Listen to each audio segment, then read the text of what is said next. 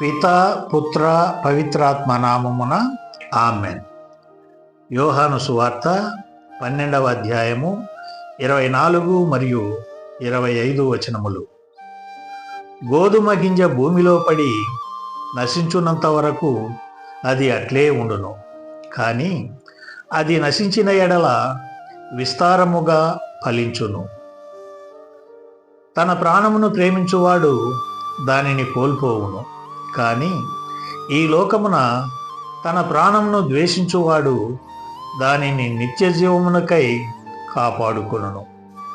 ఇది ప్రభు శుభవర్తమానము. ఈ వర్తమానమును పఠించుట, ధ్యానించుట, ఆలకించుట, ఆచరించుట, ప్రకటించుట మనందరి బాధ్యత. ప్రియ సహోదరి సహోదరులారా, ఒక వివాహ శుభకార్యక్రమములో ఉపయోగించుట కొరకు ఒక వ్యక్తి కొబ్బరి చెట్టెక్కి బాగా ముదిరిన 2 కొబ్బరికాయలు కోశాడట. ఒక కాయను బురదలో నాటి 2వ కాయను ఇంటికి తీసుకెళ్ళి బాగా కడిగి తుడిచి ఒక క్రొత్త బట్టను చుట్టి బొట్లు పెట్టి పసుపు త్రాడును మంగళసూత్రాలను కట్టి సింగారించి తలతల మెరిసే ఇత్తడి పల్లెములో పెట్టాడట.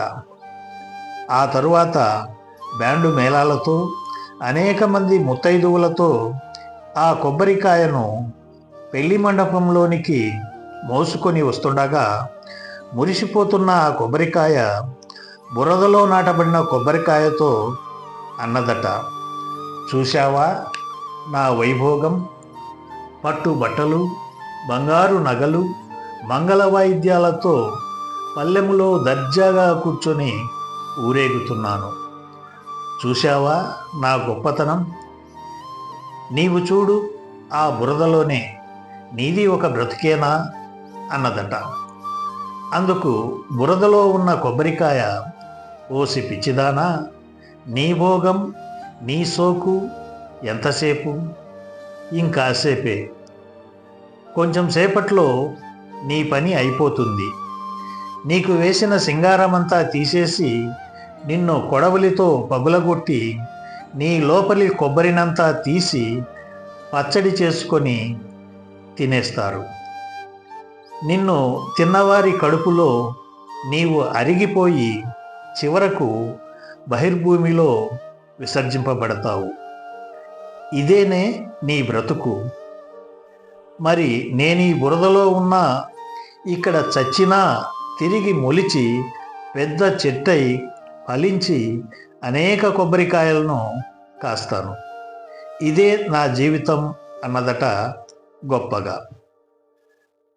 అవును ప్రియ సహోదరి సహోదరులారా, ఈనాడు అనేక మంది అల్పకాల పాపభోగాలకు కన్ను మిన్ను కానరాకుండా ప్రవర్తిస్తున్నారు. వారికి కలిగి ఉన్న దానిని బట్టి విర్రవీగుతూ మనుష్యులకు విలువనివ్వడం మానేసి కొన్ని రోజుల్లో కరిగిపోయే సిరి సంపదలకు, మిడిమిడి ఆస్తి అంతస్తులకు విలువ పెంచుకుంటూ మానవతా విలువలను కోల్పోతూ ఉన్నారు.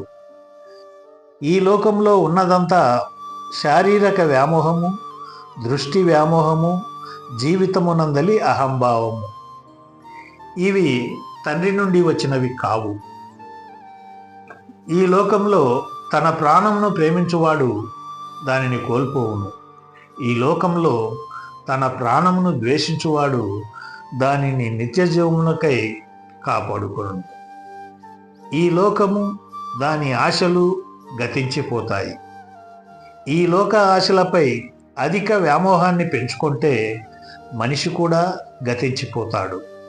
కాబట్టి ప్రభువును మొదటిగా ప్రేమించుదాం. ఆయన చిత్తాన్ని నెరవేర్చుటకు నిరంతరం ప్రయత్నించుదాం. ఊపిరున్నంత దాకా ప్రభువు బిడ్డగా జీవితాన్ని కొనసాగించుదాం. దేవుడు ఈ వివరణను దీవించునుగాక. ఆమేన్.